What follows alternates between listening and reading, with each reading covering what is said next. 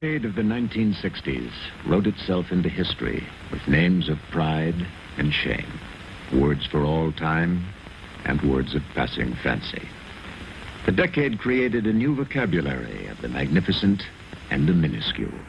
Expo, miniskirts, Koufax, Kennedy, Gagarin, Pope John, John Glenn, Graham, the Beatles, Peace Corps, Clay, Bleiberg, Pope Paul, The Wall, Kosygin, Johnson, Warhol, Streisand, Dope, Black Power, Goldwater, Hippie, Dion, Woodstock, The Pill, James Bond, Tiny Tim, King, Hair, Grant, Bobby, Wallace, Golda Meir, Ecology, The Supremes, Apollo, DeBakey, Pompidou, Psychedelic, Dubček, Wyeth, Joe Namath, Malcolm X, Armstrong, Nixon, Indira Gandhi, Demonstrations, Lem. But no name, no single word repeated itself as often on the pages of the 1960s and with so much controversy as the name Vietnam.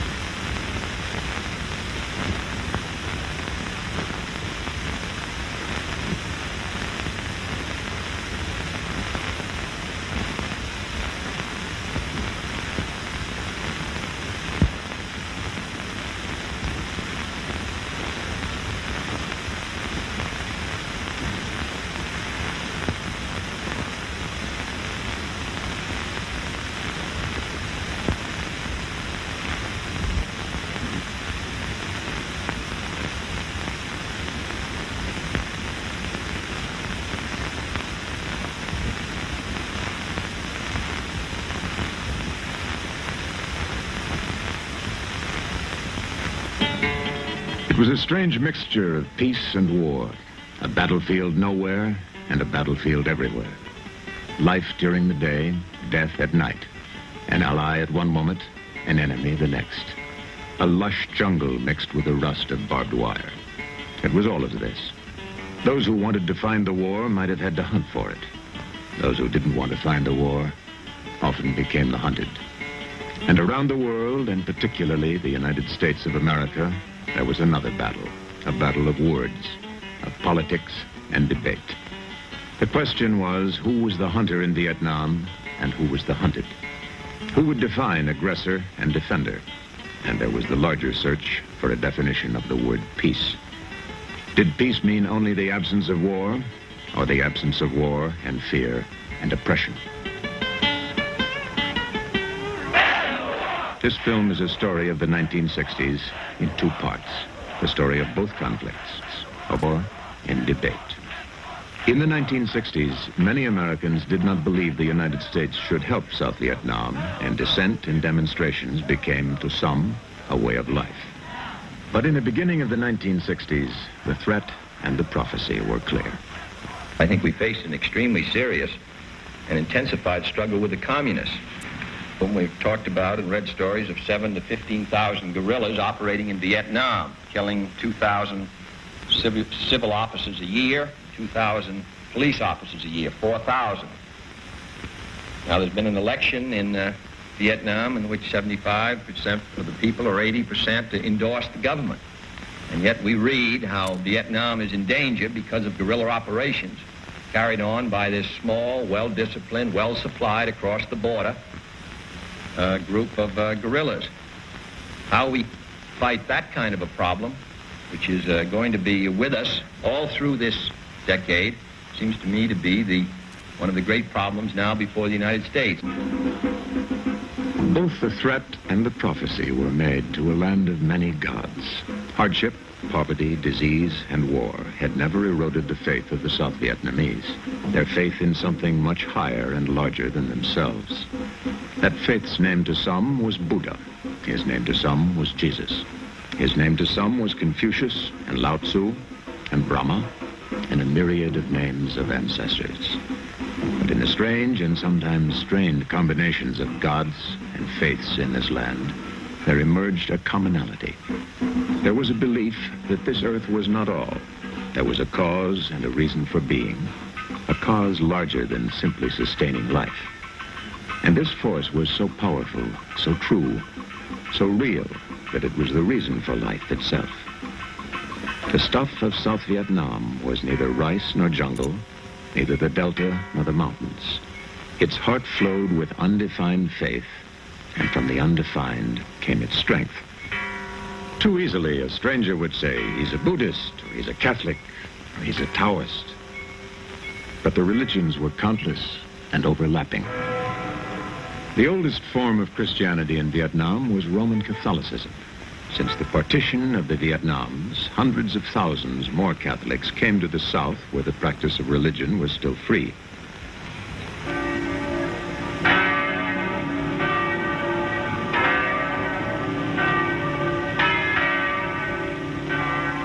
The country was as mixed as its gods and faiths. The urban lives of Saigon, Hue, Dalat, and Da Nang, Nha Trang, and Vung Tau were full of cluttered patterns. Students and merchants and lovers and shoppers met in the splendor of an Asian disorder.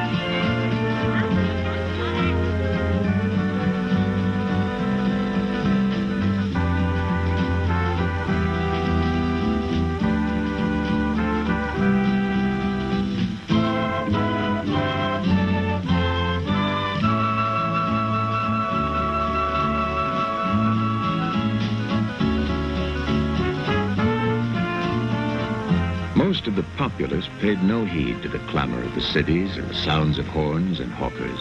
90% lived in the uncluttered fields, where they found in the land an uncommon contentment and an orchestration of their life and religion, of their earth and sky, of their work and love.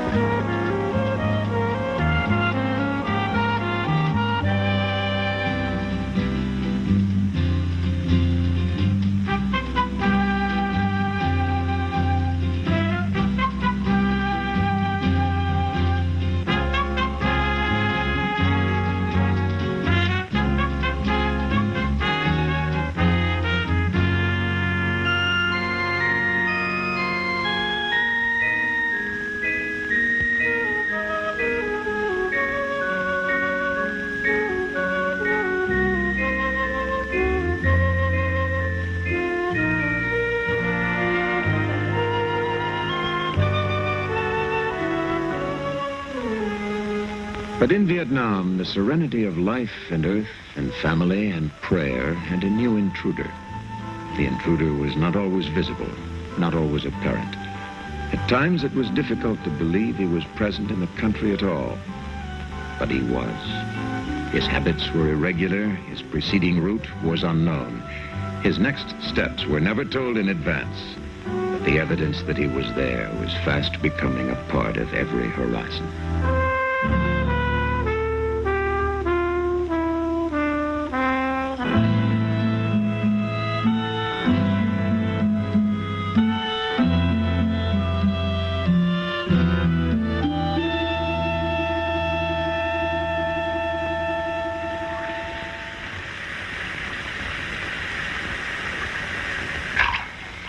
The intruder changed the horizons of rural South Vietnam and the skylines of urban South Vietnam.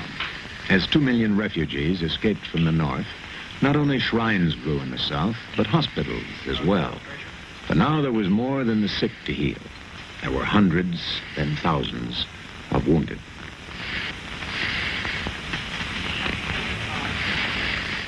Let's have another recital, please.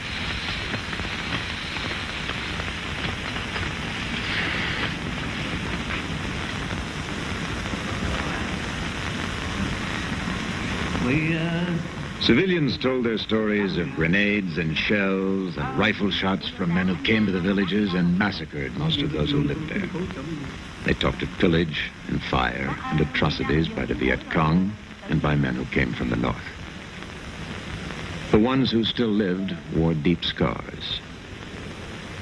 The memory of a single day would last through their lifetimes, in their minds and on their bodies.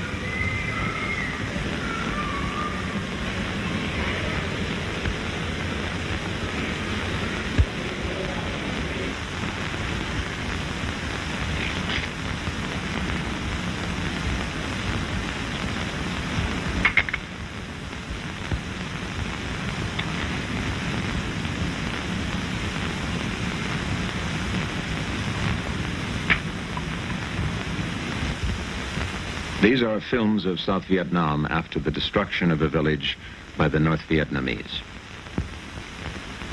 To those in command of North Vietnam and the Viet Cong, the pursuit was a united Vietnam under Hanoi with a communist government. To those in South Vietnam, the pursuit was to be left alone. But they were not left alone. The story was always the same. It became a daily way of life and a daily way of death. Village after village, city after city. Today, dozens killed in one area, hundreds in another, thousands in another.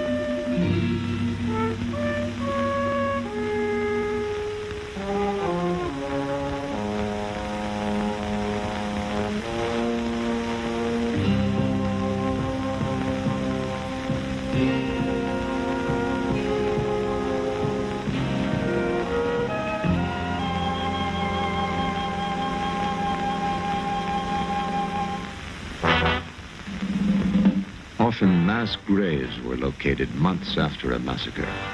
The ones who were previously known only to be missing were found, identified, and buried.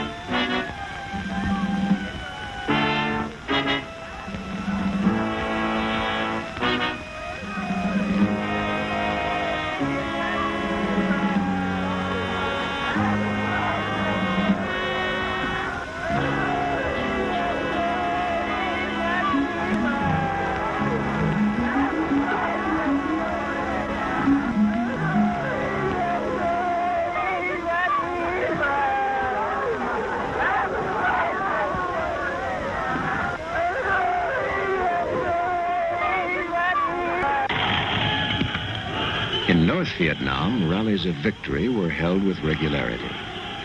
Death and destruction in the villages of South Vietnam were hailed as a liberation.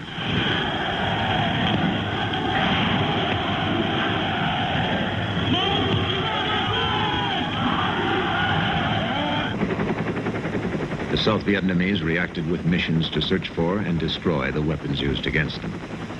In the early 1960s, reconnaissance flights began. From the air, the land looked lush and innocent.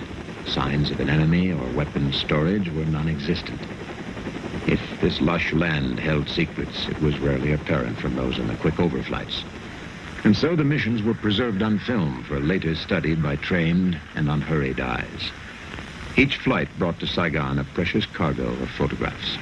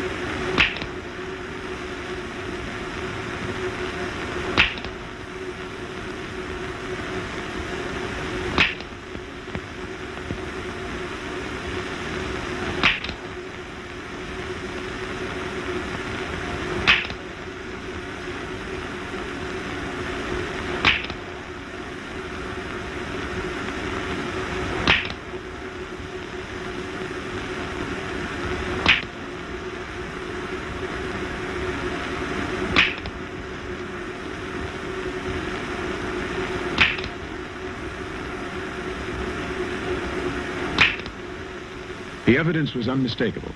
South Vietnam was under threat from external forces. And if it was to stay alive and answer that threat, it would need support. On the occasion of your New Year's celebration, my fellow Americans and I extend our very best wishes for the prosperity and well-being of the government and the people of Vietnam. In your struggle against aggressive forces of communism, the sacrifices that you have willingly made, the courage you have shown, the burdens you have endured, have been a source of inspiration to people all over the world. Let me assure you of our continued assistance in the development of your capabilities to maintain your freedom and to defeat those who wish to destroy that freedom. And so the Americans came to Vietnam. Other countries came as well to help the South Vietnamese. Australia, New Zealand, the Republic of Korea, Malaysia, the Republic of China, Thailand, and the Philippines.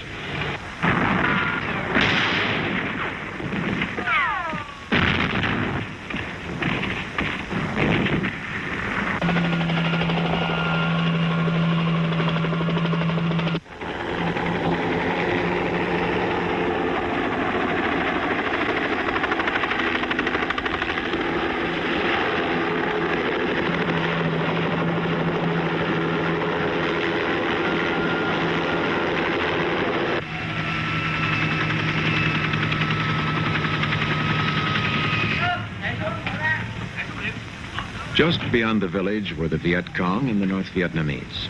The civilians of the village were evacuated before the battle that was sure to come.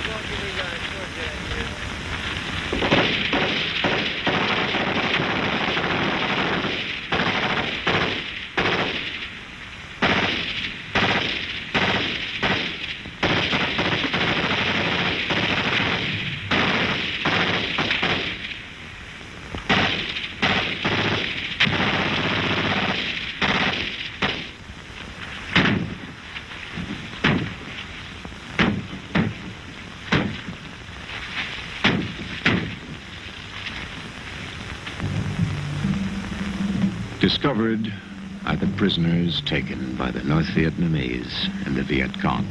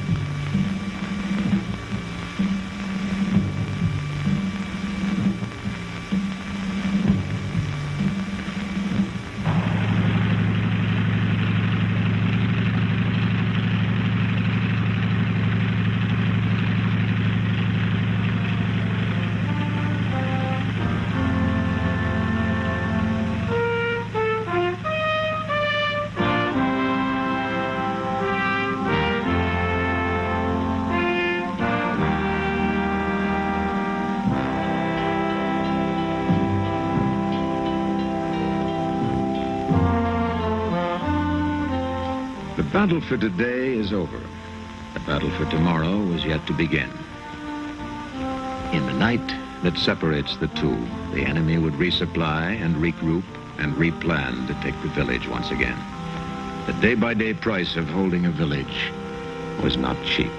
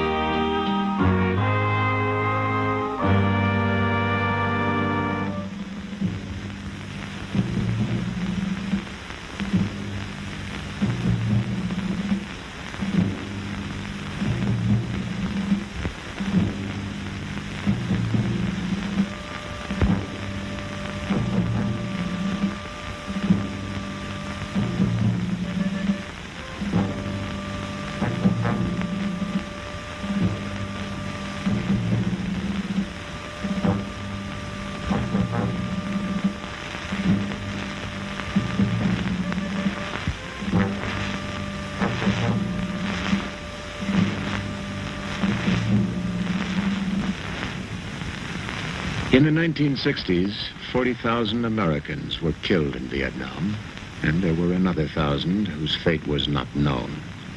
And the wives of the missing appealed to the representatives of North Vietnam.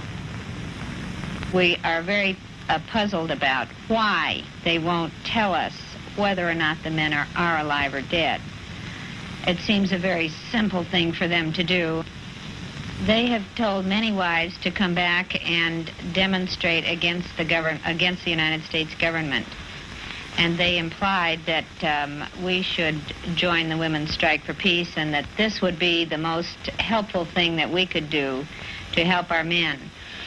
Once we educate the general public, not only in this nation but worldwide, to the true facts that these men are in fact not being treated the way Hanoi would like to paint the picture, then I believe public pressure will be brought to bear upon Hanoi, and they will be shown up for the dishonesty and distruth that they are putting forth. We tell the world, we have not heard, we do not know. Please just let us know if our husbands or sons are alive. This is so little to ask. I've gone to see Senator McGovern since he has been to Paris and has talked with the North Vietnamese.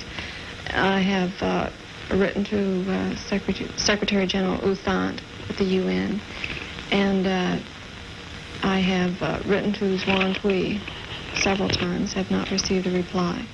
In one of my most recent letters to Senator Fulbright, I said, last summer I wrote to you asking for an appointment with you and expressing the idea that the most vociferous critics of the war had very probably lengthened the war and thus had a detrimental effect on the possibility of release for the prisoners. At that time, you refused to see me on the grounds that my idea was so preposterous, and that was his phrase, that visiting with me would serve no purpose. We're going back today to Paris in hopes of finding the information that we originally went there seeking. On September 17th, the North Vietnamese promised to send us letters regarding our husband's status and well-being. We have not to date received those letters. We still want to know about our husbands. We want to know what we can tell our children concerning their fathers. Well, yes. At the beginning, the real rough treatment came at first when they were trying to get military answers from you, and then after that, they tried to force you into appearing before these delegations to say that you had received humane treatment, and they would throw rocks at you and hit you, and one of the little ones came up and hit me in the side of the mouth, and it dislodged a filling. But and then once I got to the camp, they refused to give me medical treatment, saying that I was going to die in 4 hours if I didn't give them information. I just finally passed out. The North Vietnamese tried to get Lieutenant Commander Stratton to appear before a press delegation and say that he had received humane and lenient treatment. He refused because his treatment hadn't been humane.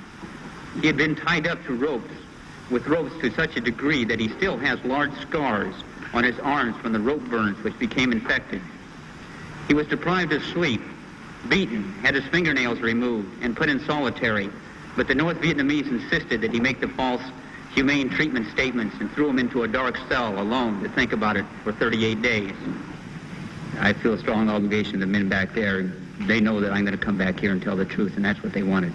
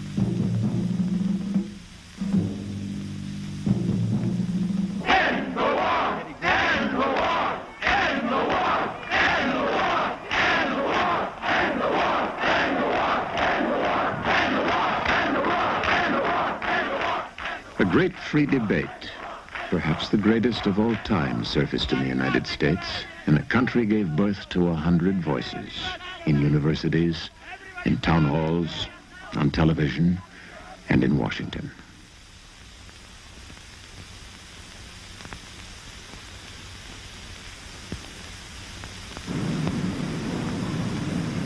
I'm opposed to this war not only because I think it is morally and legally wrong, but because I think it is destroying the good name and the leadership of the United States. Furthermore, I believe that the war is militarily unwinnable.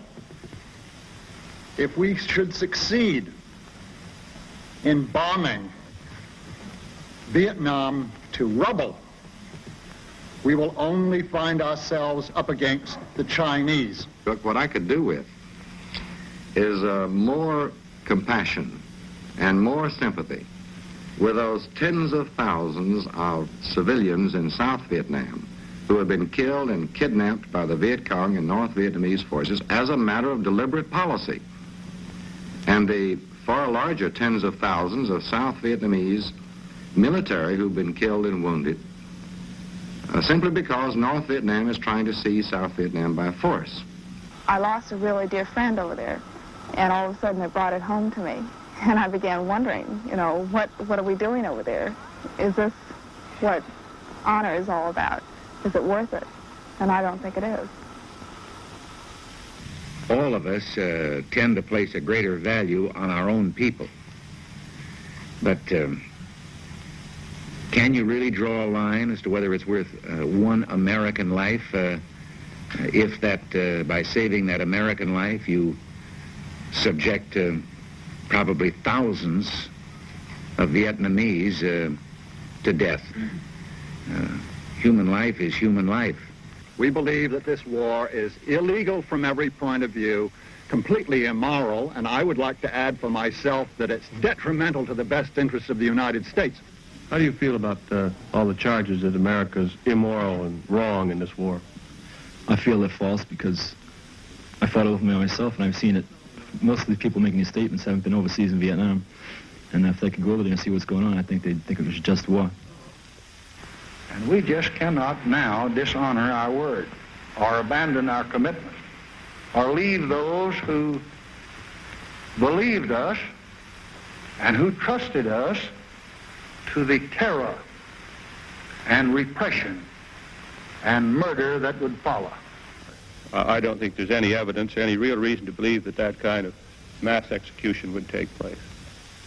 The very fact that practically 2 million of the North Vietnamese fled to South Vietnam to escape the communist regime is an indication of that this government did not represent the will of the people.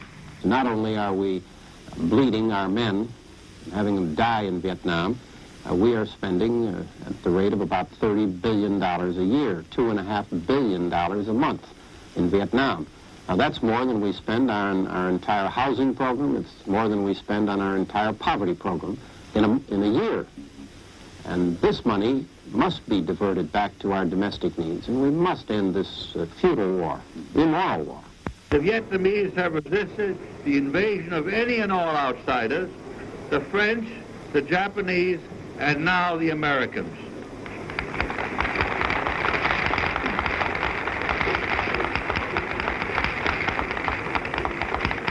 And let me say, as one whose opposition to our policy in Southeast Asia long preceded the rising tide of revolt against it, that there can be no peace by negotiation. The MLF is part, of course, of South Vietnam, a part that is like an alien body, fed, supplied, supported, and kept up in some state of vigor by a hostile force outside the country, namely in North Vietnam. I wonder how we in this country, or somebody in any other Western European country, would feel if such a force existed within their ranks and somebody from the outside would tell us now, be a good boy and let those people determine your fate. It started out as a colonial war, it became a civil war, and we intervened on one side, a thing which this country has never done before, and I hope never does again. Do you feel that what you've gone through and what you're going to have to go through the rest of your life was worthwhile? Yes, I do. Because I think just about all people should think of just one thing right now, and that's freedom. And the only way we're going to get freedom is to protect ourselves, whether it's in this country or in other countries that need our help. And I think a lot of people feel the same way as I do. Well, I've said that we ought to publicly indicate our willingness to accept a new government in South Vietnam, which would be a coalition government or a fusion government. I don't really care what they call it. You'd have to anticipate that it would include elements of the National Liberation Front, because this is really what the war has been fought about. The purpose of communists is to have a coalition government, and from that to dominate the South Vietnam under the communist regime. And our people in South Vietnam don't like to have a communist. Well, to those who are flirting with communism, I can only say, have you ever lived under a totalitarian government? Well, I have lived under two types, National Socialistic as well as communism. And I know what I'm talking about. Why don't you ask a Hungarian or a Czech or a Pole or anybody else how they like it before you really ignore the facts of life and support something that you wouldn't want for yourself or for your children. If we cease bombing, we are, in a sense, not knuckling under, but calling the bluff of other governments who have said that this is the key, and confront them with the responsibility of following through with the imperative logic of their pronouncements in this respect. Well, it's a risk for peace. That might be one element, but I don't hear very many people talk about stopping the invasion of South Vietnam by the North Vietnamese. It seems to me that the two go hand in hand. There had been 4 or 5 bombing halts. The Soviets had asked us once to halt the bombing for 2 weeks. The suggestion being, the thought being, that they thought negotiations could begin within that period. And the bombing halt lasted for 37 days and was resumed when nothing had started. I have now ordered that all air, naval, and artillery bombardment of North Vietnam cease as of 8 a.m. Washington time, Friday morning. This is the kind of peripheral struggle that I think should be compromised. And I don't mean by that we run out and run it. I don't advocate we just say forget it at all. But it isn't of the kind of importance that surely would cause great nations to go to an all-out war. If you're going to fight a war, I believe in winning it because you're losing lives. And this is one thing ought to be #1 priority. And whenever you get into war, my own idea is get everything you can, fast as you can, use everything you can, and get it over with. And I preach this, I'm not saying anything new. Until the president stands up and says, we're bringing all of the troops home as quickly as we can bring them home, we're bringing them home now, I think the anti-war sentiment in the country will continue to grow. We have to bring them home, and we have to bring them home immediately. That ending the conflict is not so simple as just calling it off and coming home, because the price for that kind of peace could be 1,000 years of darkness for generations yet unborn. You don't think there should be a demonstration against the war? Do you think it does any good? It might hurry up the withdrawal? No, I don't think it will hurry up anything. It might delay it. Oh, do you have any children? Yes, I have 3 boys. Any of them old enough to take part? One will be 18 next month. Last spring, Jerry Grossman, a Boston businessman, who is the president of Massachusetts Peace Action Council, suggested that it might be possible to begin to put together an effort across the country to take time away from regular activities and instead devote those days to working against the war. A lot of Americans are against war, but a lot of them that are against it don't really know everything about it, and they half know about it, and they don't really try to understand. They don't know the Vietnamese people, and they don't know the situation between the South and the North. That's their objective. It's not peace. They know they are not become stronger, but they believe in you. You become weaker and weaker.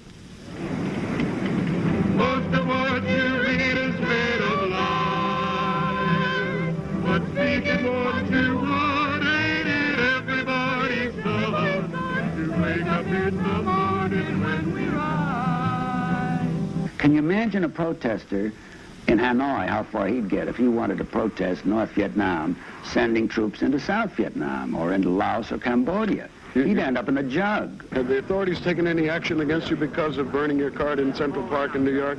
None whatsoever. How do you feel about those who say that you're delaying the war, continuing the war, that prolonging it with this kind of action? We want the war to stop, and we feel the best way for the war to stop is for the United States to get out of Vietnam. The moratorium probably militates against the possibility of getting a satisfactory negotiated settlement from Vietnam, from North Vietnam, because it encourages them not to negotiate. End the war! End the war! End the war! End the war! End the war!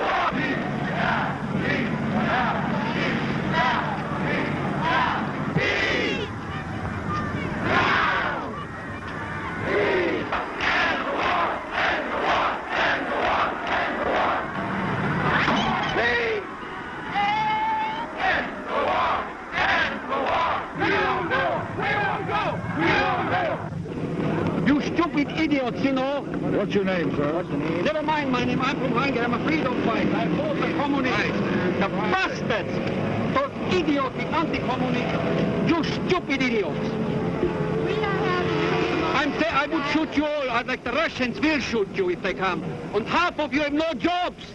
You're hanging around the Tudor Street, you demonstrators. You should be out working or do something in the hospitals. It's a disgrace what you are doing here against your own country. I'm ashamed for America, and I'm not an American. I'm a Hungarian. Have died in this war. The many people who died, people die since time immemorial. That's nothing new. People is dying for freedom. People has to die for their children, for their future, for a free America like you here now. You couldn't walk around in Peking because you're misled. Deep inside, I'm sure you're all very, very decent people. And you want the best for humanity. But humanity is finished in the communist countries. You should be not shot, that's too good for you. Do you know what it means having communists go to Hungary, to Czechoslovakia, go to East? Don't laugh so idiotically on the back. Don't run away now. You should listen to that. Stupid idiots. The people here is fighting for freedom. Every coolie here is a hero. Every coolie, every Vietnamese should get a medal, and every American who works so fights here is a hero. You will realize when it's too late. The debate went on. The demonstrations went on. And every president of the United States during the 1960s had voiced his endorsement of the United States position. Today, the communists reach ruthlessly for domination over Southeast Asia and are trying to break our will to foil the attempt. The use which the communists make of democracy, and then when they seize power, the effectiveness with which they manage the police apparatus so that dissent cannot arise, and so that the people can no longer express their will, the liquidation by gunfire of the opposition or by forcing them out of the country to be refugees. This suggests the kind of problem which we're going to have in this decade. And in my judgment, it's an extremely difficult matter for the free nations to deal with. But I must say that it's a matter to which we must address all of our energy and all of our attention. This nation will keep its commitments from South Vietnam to West Berlin. Since I took office as president, no single question has occupied so much of my time and energy as the search for an end to the war in Vietnam. An end fair to the people of South Vietnam, fair to the people of North Vietnam, and fair to those others who would be affected by the outcome. Both in public and at the Paris talks, we've offered a number of proposals which would bring peace and provide self-determination. And we're ready to consider any other proposals that have the same objective. Many urge that if only we halted our bombing of the North, peace would follow. Nearly a year has passed since the bombing of the North was halted. 3 months have passed since we began the process of troop replacement, signaling both our own genuine desire for a settlement and the increased readiness of the South Vietnamese to manage their own defense. As I announced on Tuesday, by December 15th, our troop strength in Vietnam will have been reduced by a minimum of 60,000 men. On September 2nd, 1969, North Vietnam's chief negotiator in Paris said that if the United States committed itself to the principle of totally withdrawing its forces from South Vietnam, and if it withdrew a significant number of troops, Hanoi would take this into account. I repeat here today what I said in my speech of May 14, that we are prepared to withdraw all of our forces from South Vietnam. And the replacement of 60,000 troops is a significant step. The time has come for the other side to respond to these initiatives. The time has come for peace. We in the United States want to end this war, and we are ready to take every reasonable step to achieve that goal. But let there be no question on this one fundamental point. In good conscience, we cannot, in the long-term interests of peace, we will not accept a settlement that would arbitrarily dictate the political future of South Vietnam and deny to the people of South Vietnam the basic right to determine their own future free of any outside interference.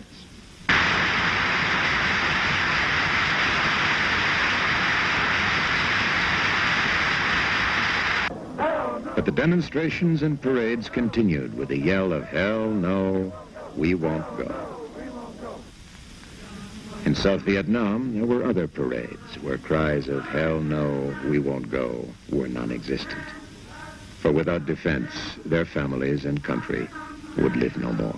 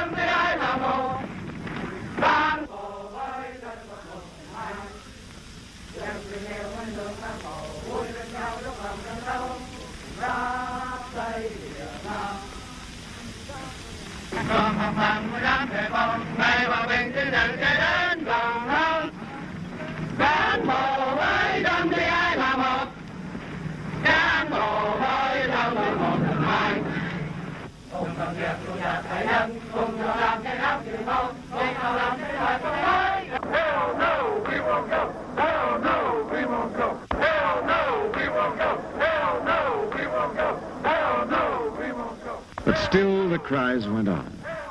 Into the closing nights of 1969, candlelight parades marched down Pennsylvania Avenue in Washington. The freshly lit torch became one symbol to one group in one land. And it became another symbol to another group in another land.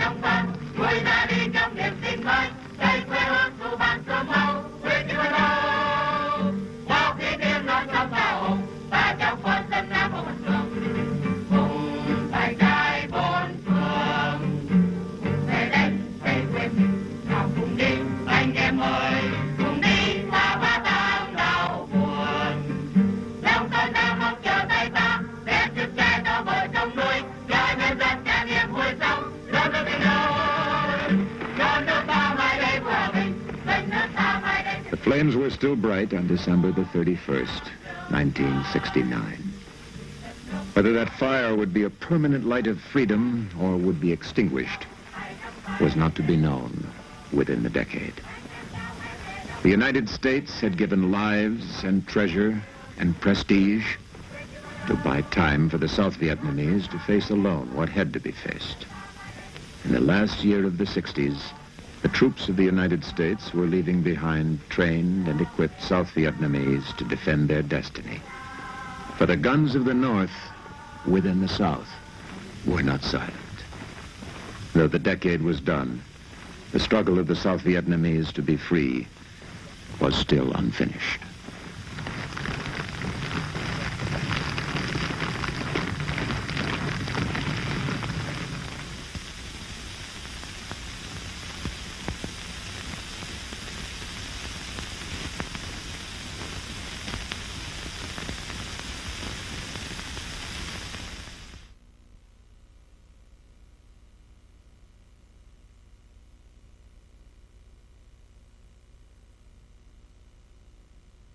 First Cavalry Division Air Mobile was activated in July 1965 at Fort Benning, Georgia, giving the Army 5 types of combat divisions: infantry, armored, mechanized, airborne, and now Air Mobile.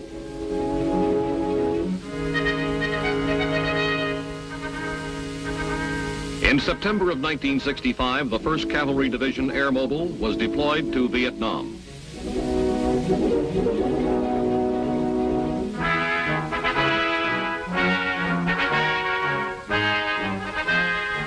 Paraphrasing Secretary of Defense Robert S. McNamara, the introduction of air mobility will greatly increase the Army's capability to meet all kinds of threats. It places the Army on the threshold of an entirely new approach to the conduct of land battles.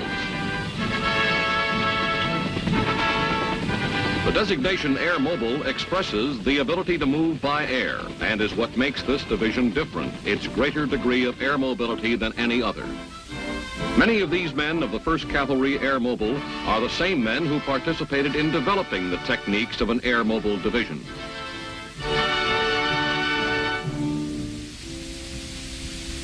When testing the concepts of air mobility, they were members of the 11th Air Assault Test Division and the 2nd Infantry Division. The last test in which they participated, and which proved that air mobility on a division scale was practicable, took place in the Carolina Maneuver Area in November of 1964. The Tactical Operations Center is the heart of the division's command and control capability. The tempo and great distances characteristic of air mobile operations demand flexible and continuous communication with fast-moving combat units. This results in a heavy reliance on voice radio for communications.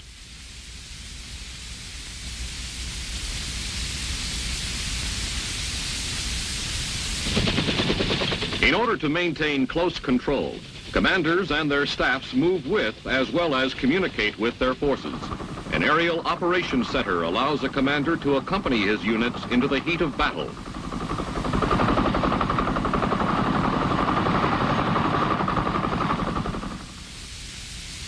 Although tactical air mobile units rely largely on voice radio for communications, scaled-down air transportable radio teletype facilities are used for communications between the division and major subordinate elements.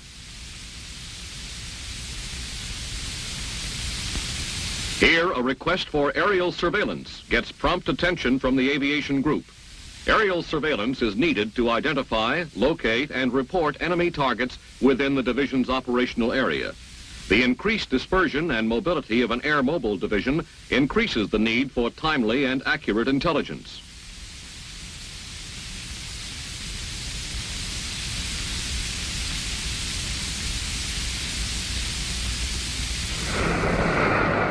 To produce that intelligence, the aviation group relies largely on visual and photographic acquisition of targets.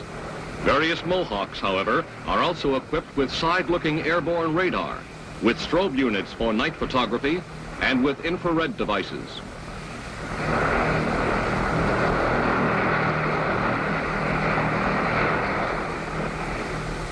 The majority of missions flown are for specific search. For example, to reconnoiter a particular area for suspected enemy missile sites.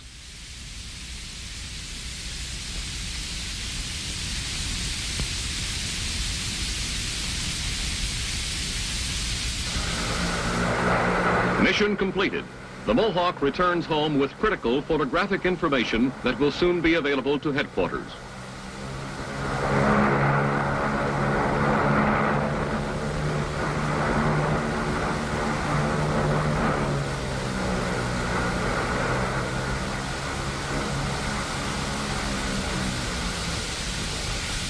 While the film is being processed, the pilot is debriefed for additional information on enemy activities that he may have spotted. Within the division, imagery interpretation experts pinpoint the location and nature of enemy positions.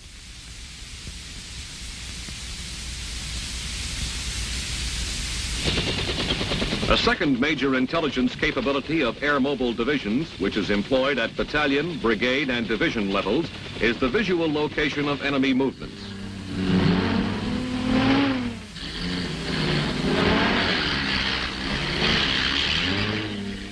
Reconnaissance patrols, slipped past enemy lines and landed by helicopter, also contribute significant intelligence on enemy activities.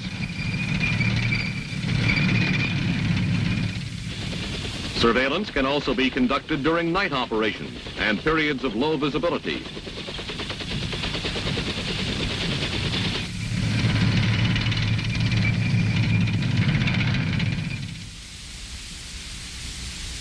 Weather service is usually furnished to the air mobile units by the Air Force, as directed by joint procedures.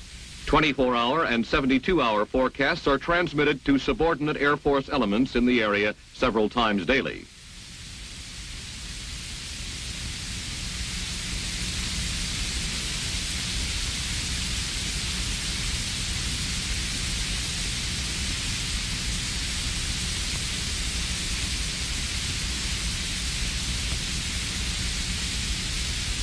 These outlooks, together with local observations at division base, are incorporated into intelligence summaries provided the division staff 4 times daily. During instrument flight conditions, air traffic control elements provide en route navigation and regulation assistance around the clock. As with any division, the commander is responsible for proper use of his airspace, but with air mobile units, coordination becomes more demanding. The movements of helicopter formations and surveillance aircraft within the combat zone are planned by individual headquarters and by tactical operations centers. Guidance devices range from radar, landing point lights,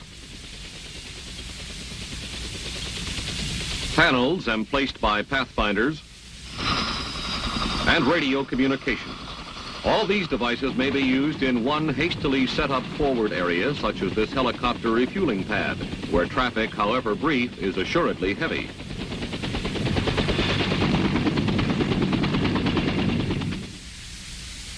The Air Force elements coordinate movement of their supporting craft through the corridors within the Army-controlled block of airspace.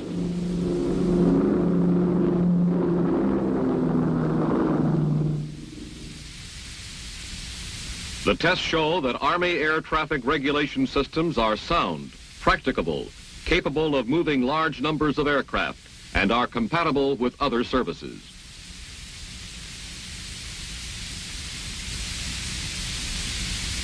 It is now D-Day -1. Plans have been made and operation orders issued. Final coordination is effected and instructions issued by the commander of an air mobile helicopter battalion to his staff and company commanders. They, in turn, brief their platoon leaders and pilots and make last-minute plans for the attack. As H hour approaches, details are checked here and by every unit commander throughout the division. This operation will move 2 brigades of 3 battalions each more than 100 miles to seize bridgeheads 50 miles behind enemy lines. During this test exercise, troops of the 82nd Airborne Division represented the enemy.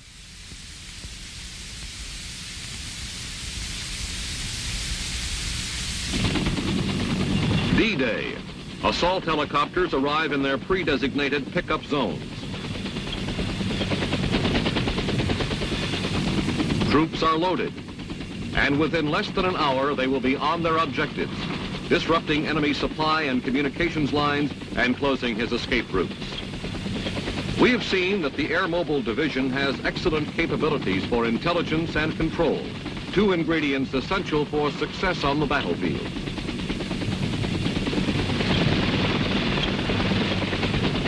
Now let's look at the capability that is expressed in its name, air mobility.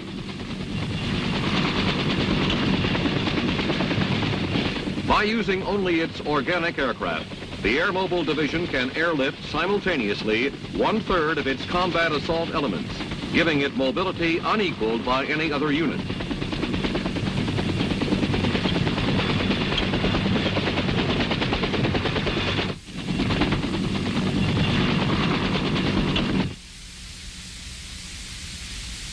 When Army aircraft are reinforced with aircraft from the Air Force, and with the use of airborne techniques to put assault units on the objective, this capability is increased tremendously. These varied mobility means are the distinctive features of air mobile units. Once on the objective, their mission is the same as any combat unit, to close with and destroy the enemy.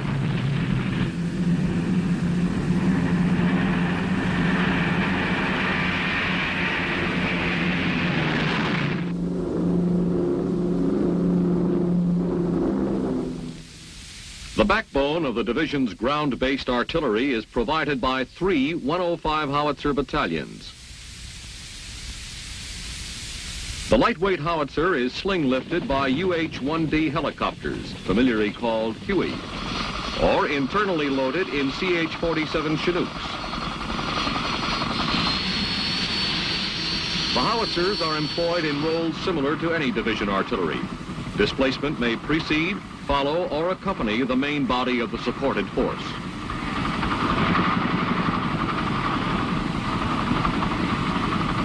For placing suppressive fire close to the maneuver element, aerial rocket artillery provides a highly mobile capability. These helicopters, armed with 2.75-inch rockets, can deliver effective fire support with 300-foot ceilings and 1/2-mile visibility. They also assure readily available fire support when ground-based artillery is being displaced.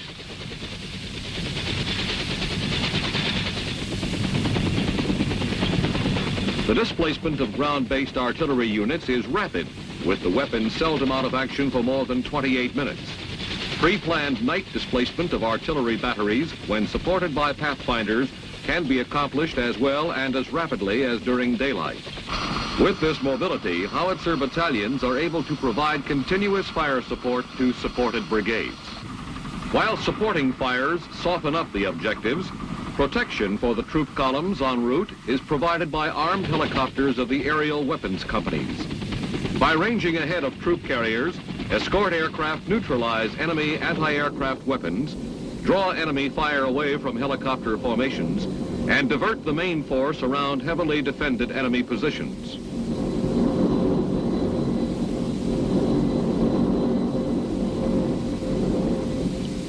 Original concern about the possible vulnerability of helicopter formations to ground fire has been eased by experience in Vietnam. The exposure time of helicopter formations is considerably reduced by the altitude and approach routes flown. The nap of the earth technique, flying only a few feet above treetops or behind tree lines, gives an enemy only seconds to react before the craft disappears from view. This same technique also makes detection of helicopter formations by high-performance aircraft extremely difficult. Tests have shown that the average formation can be heard only 32 seconds before it comes into sight and is in view only 50 seconds before touchdown. Within 35 to 80 seconds after touchdown, the last aircraft departs the area. Also, normal noise levels associated with combat units, especially armor, limit an enemy's ability to hear aircraft approaching. In one sense, however, exposure of helicopter formations can even be turned into an asset.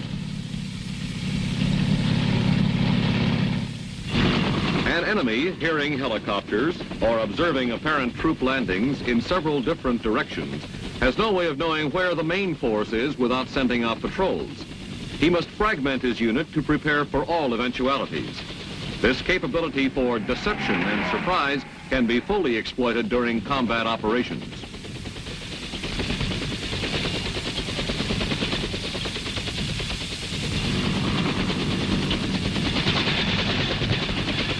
Armed helicopters traveling with the troop-carrying helicopters disrupt enemy defenses and keep his forces disorganized until the troop carriers arrive on the objective. As air mobile operations frequently take units beyond the range of core artillery, a greater requirement is placed on the Air Force to provide close air support.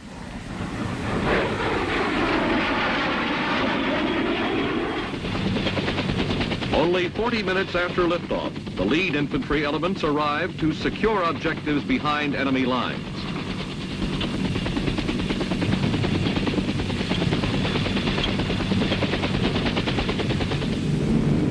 As the brigade attack gains momentum, additional units arrive as reinforcements and to seize other objectives. The versatility of air mobile units is improved by their partial airborne capability, another effective means of delivering large numbers of troops on the objective. After the initial assault, helicopters are redistributed to air-landed and air-dropped units to increase their mobility. Terrain that prohibits aircraft landings is no barrier to air mobile troops. Infantry units can rappel into an otherwise inaccessible area to seize vital installations. And engineers can soon have a helipad operational. From the various landing zones, the units move quickly into concealment and then move out to seize objectives. Once on the ground, air mobile units still retain a mobility superior to other infantrymen. They can leave behind much equipment with the assurance that it can be delivered quickly when needed. Thus, unencumbered, air mobile units operate cross-country without depending on road nets.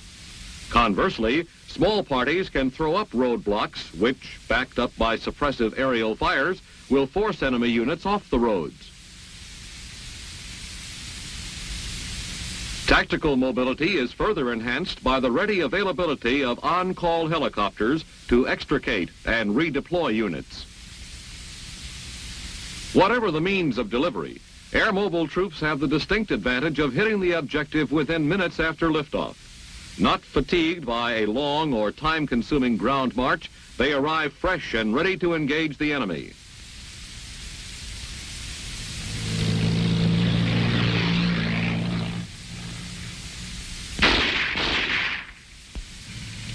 A counterattack by armored units or combined arms teams poses one of the most serious threats to air mobile units, which have dispensed with armor and heavy anti-tank weapons in favor of increased mobility. Air mobile units, however, retain effective anti-tank defenses. Organic weapons, such as the Law or the 90mm recoilless rifle, back up the rapid construction of tank obstacles. More importantly, bridges or crossings over natural obstacles, such as rivers, can be seized and destroyed by air mobile units, eliminating an enemy's attack or escape routes.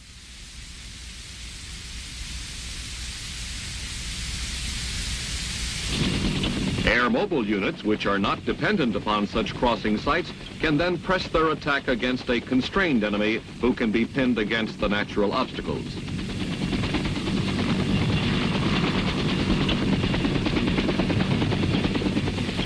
An additional anti-tank capability is provided by the air cavalry's effectiveness in locating and reporting potential threats by enemy armor.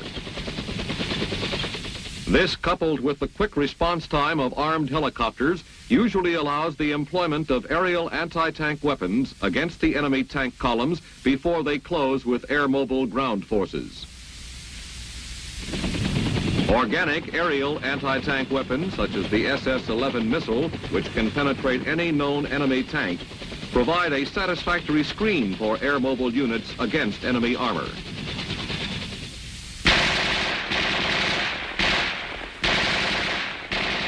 Once an objective is taken, there follows the equally important task of holding that objective. This means sustaining operations over an extended period of time in hostile territory without an unacceptable reduction in maneuver, firepower, and logistical support. Such routine functions as the evacuation of prisoners of war and wounded personnel become especially critical with air mobile units. The capacity of helicopters is limited, and large numbers of evacuees with the resulting diversion of manpower and aircraft from other functions could have serious repercussions. This is largely solved by rushing evacuees to central locations by helicopter. From there, they are backhauled by support aircraft, returning empty from supply missions.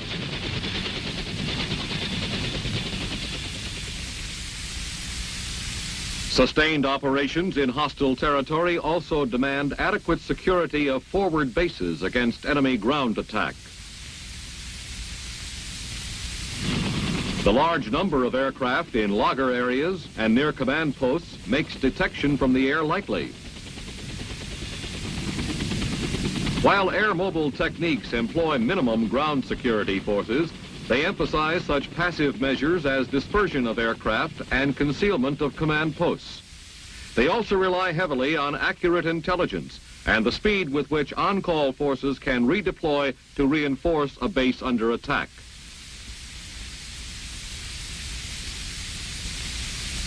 Perhaps no mission within an air mobile division is more critical to sustained success than adequate resupply.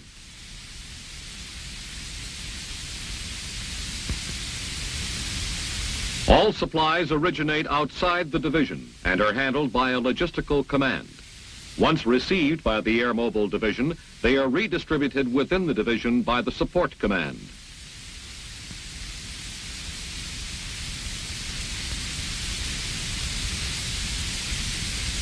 The control center determines where the inbound cargo is most urgently needed, and when the en route pilot calls in, he is diverted to that site.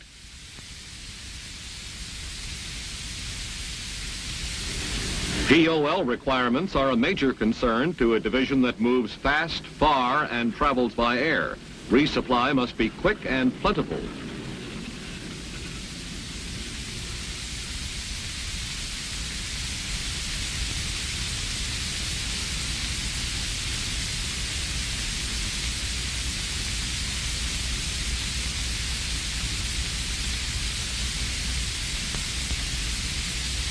This 500-gallon rubber fuel container helps do the job.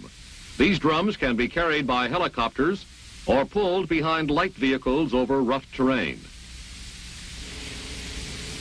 The ordinary challenges of resupply are further magnified in an air mobile division by the requirement for minimum stockages in forward areas.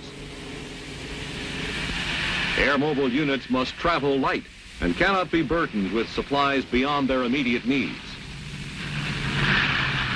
To cope with that problem, small mixed loads of supplies are tailored, pre-palletized, and coded to meet the expected requirements of specific tactical units. Also, supplies are put through directly to the using unit whenever possible to cut down on time and man hours.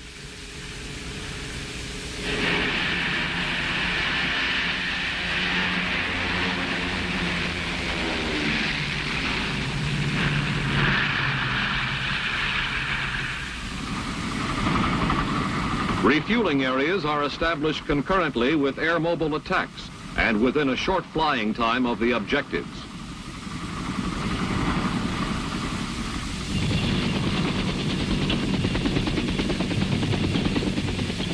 With this combination of coordination and mobility, a barren clearing in the woods is transformed within an hour's time into a din of activity as helicopters, which had just discharged combat troops on objectives, rush in to refuel and then stand by in logger areas for redeployment.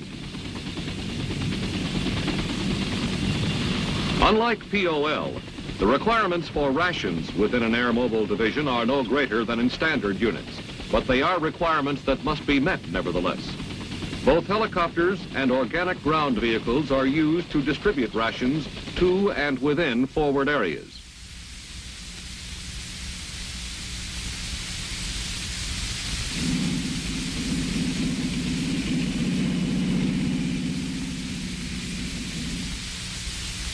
Scaled-down purification units, which are quickly set up and readily transportable by air, assure a plentiful supply of safe water from local sources. These lightweight lug-a-jugs are a non-standard item used by air mobile units.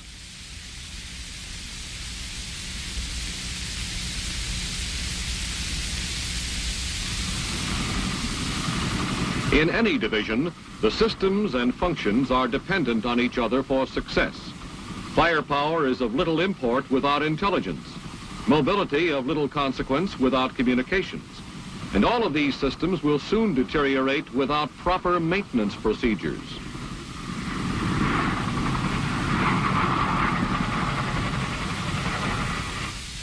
The normal problems associated with aircraft maintenance become potential disasters for a unit requiring high utilization of large numbers of different types of aircraft. To cope with these problems, basic Army maintenance concepts have been modified for the Air Mobile Division. Aircraft maintenance skills at organizational level have been raised. On-the-spot repair and rapid parts resupply are emphasized. At organizational level, aircraft maintenance is limited to repairs that can be completed in no more than 4 hours.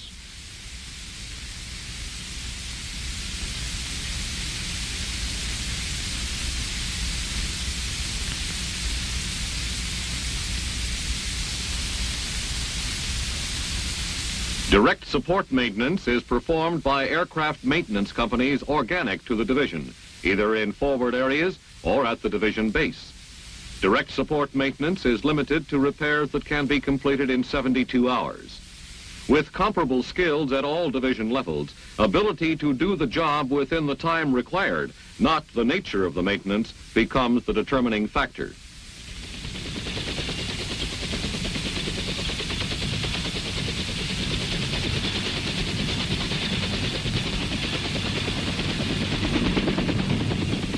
Higher level maintenance is provided by a non-organic General Support, Maintenance and Supply Battalion.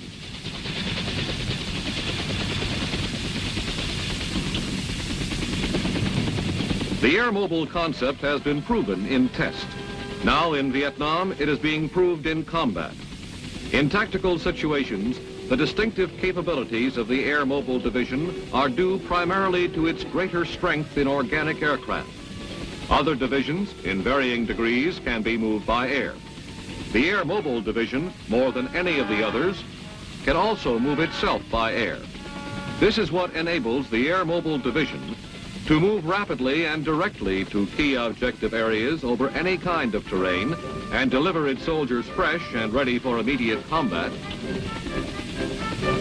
to maintain operations at a rapid tempo and high intensity and respond swiftly to changes in the tactical situation, to support itself logistically within the division area by means of its organic aircraft, to operate in enemy areas using only the enemy's vertical flank to get in and out, and to exploit rapidly any opportunities presented by the enemy and any advantages achieved by other friendly forces.